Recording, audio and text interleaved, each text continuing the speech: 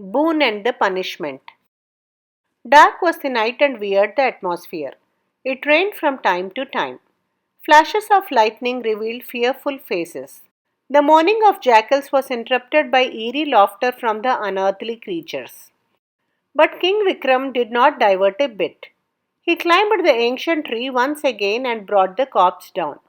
Then, as he began crossing the desolate cremation ground with the corpse lying on his shoulder, the vampire that possessed the corpse said, "O king, at times even the conduct of a sensible man will appear queer. It seems there is nothing that some people cannot do to satisfy their selfish ends. Let me give you an instance. Listen to it attentively. That might bring you some relief." The vampire went on. Long, long ago, the kingdom of Amaravati was ruled by Naveen Sen. But he fell sick. That is why Lal Gupta, the commander of king's army, was made to sit on the throne and rule the land. But after the death of both Naveen Sen and Lal Gupta, King Naveen Sen's son Chandrasen ascended the throne. This disappointed Lal Gupta's son Viragupta. He tried to kill Chandrasen but did not succeed. His motive became known. However, instead of punishing him, Chandrasen said, "Look, my dear friend, you love the throne, I love to study. I suggest that you rule the kingdom for 5 years.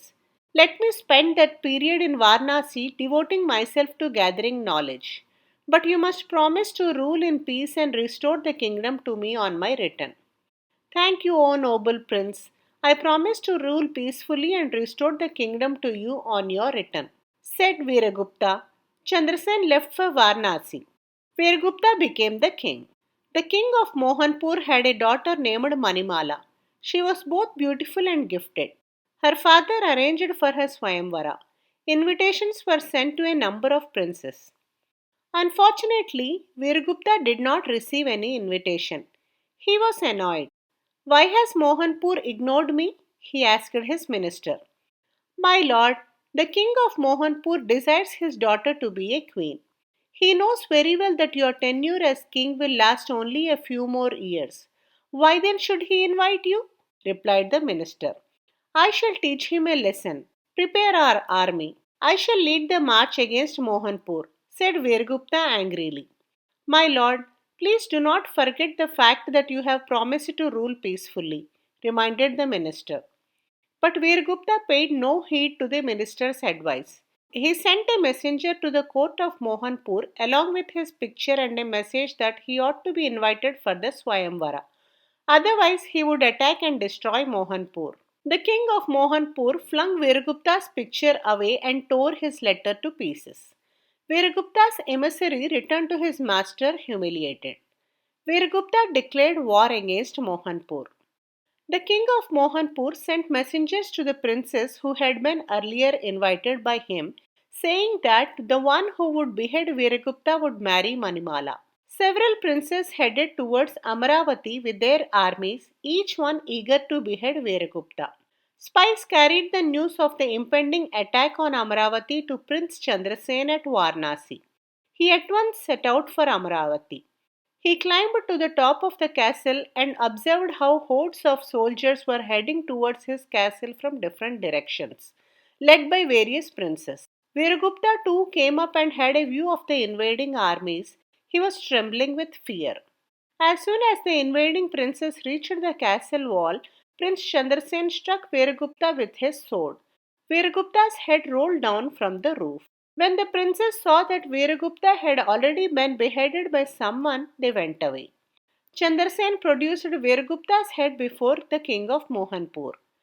Needless to say, he married Princess Manimala. The vampire paused and, in a challenging voice, demanded of King Vikram, "O king, was it not treacherous of Chandrasen to kill Viragupta? How could a man who had been so sympathetic towards Viragupta earlier behave in such a manner? Had his desire to marry Manimala turned him mad? Answer me, O king, if you can. Should you keep mum, though you may know the answer, your head would roll off your shoulders." King Vikram answered forthwith, "Before we judge Chandrasen, we must judge Virgupta's conduct. The fact that Virgupta had once tried to kill Chandrasen must not be forgotten. Chandrasen had not only forgiven Viragupta but granted him a rare privilege, kingship for 5 years. Viragupta had promised to rule peacefully. He broke his promise when he declared war on Mohanpur. Since he insisted on marrying Princess Manimala, it was obvious that he had decided to cling to the throne. We see that Viragupta had always conducted himself treacherously. He deserved death right at the beginning when he tried to kill Chandrasen. If Chandrasen killed him at last, it was not due to any personal grievance but to protect his kingdom. An attack by so many princes would have ruined Amaravati totally. Virgupta, in any case, would have lost his head to one of the princes. Chandrasen did only what any intelligent prince would have done in such a grave situation. No sooner had the king finished replying than the vampire, along with the corpse, gave him the slip. King Vikram drew his sword and went after the vampire. Please like, share, and subscribe if you enjoyed this video. Do provide your feedback in the comment section below. Thanks for listening.